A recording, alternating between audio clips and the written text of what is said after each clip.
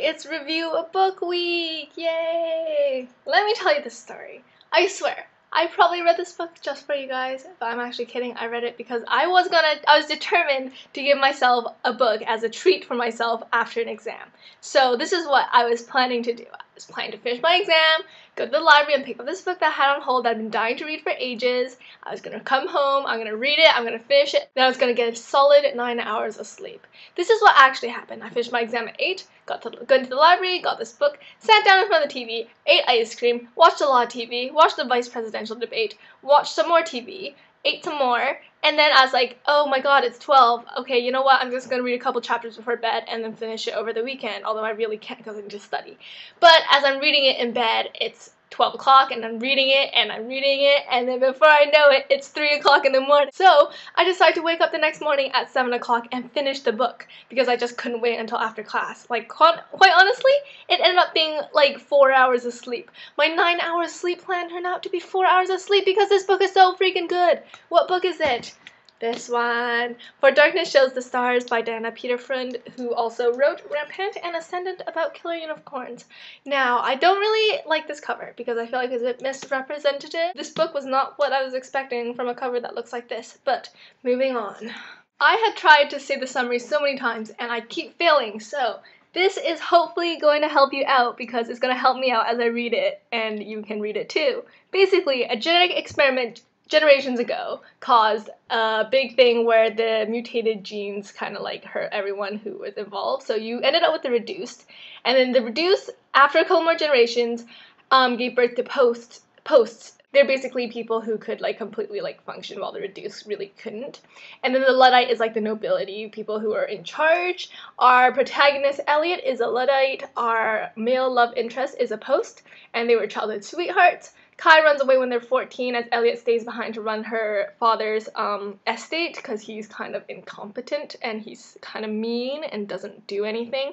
And then 4 years later, as she has been pining away and hoping that Kai is okay, they return. He's Malachi Wentworth, he's different, and there is a lot of tension and feelings to deal with. Let's get on to this review. Hopefully it won't be like a 5-minute take in which I have like 30 seconds of things. Here's another post-it note. Hopefully it helps.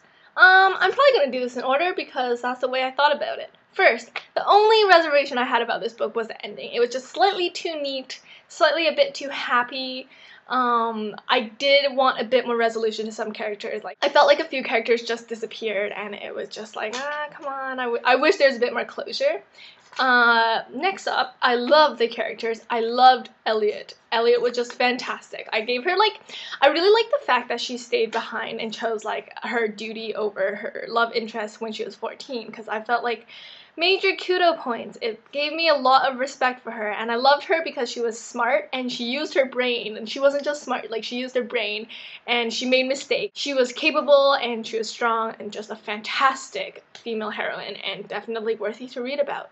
I thought Kai was intriguing. I really enjoyed like his and Elliot's interactions. I really like the way actually he started off hating her and being really cruel and mean, because it actually made me really interested to see what was going to happen at the end and see how they were going to resolve it, because there's a lot of like tension from when they were children, right, and they just don't really acknowledge it. So there's a lot of just like that simmering undertone throughout the entire book.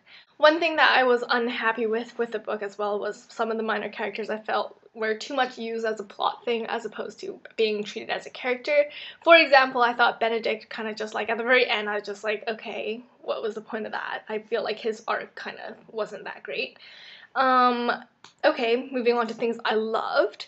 The writing was so good, the descriptions, the way the story flowed, the narration. It was a third-person point of view, and I felt so connected to Elliot as the character, and I didn't even notice it at all. Like, I thought, when I was going to say, I was like, oh, the first-person point of view, the voice was so good, but it wasn't. It was in third person, and it's one, like, my biggest, like, pet peeves with third person is that I feel disconnected from the character, and it was no way happening in this book. So I really liked the writing because it made me feel really engaged. It was just beautiful. The dialogue was great. The descriptions were great. I could just get a feel of it. I loved the way she described like the surroundings. It really gave me a good feel of like the farm, and especially like the barn and her room with the gliders.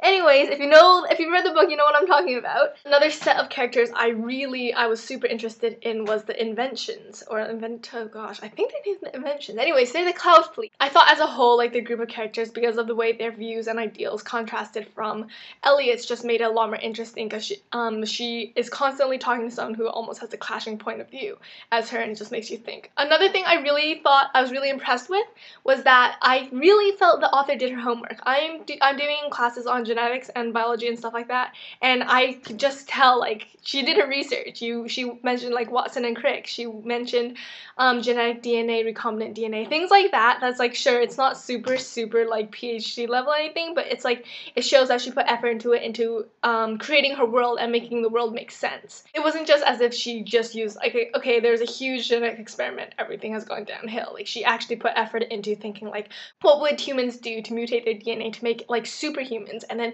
to what point do humans stop? And it really makes you think, and I really, like, enjoyed that aspect of the book, because I found it, like, I liked the way she approached it, because it was thoughtful, it's also somewhat realistic. Where's the line? You don't really know, and this book just takes it further.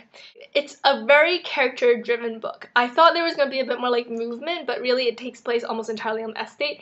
It didn't bother me at all. I thought the plot was okay, but it was honestly a character-driven book. It was driven by Elliot. She's, like, the leading lady, and she just carries the story so well.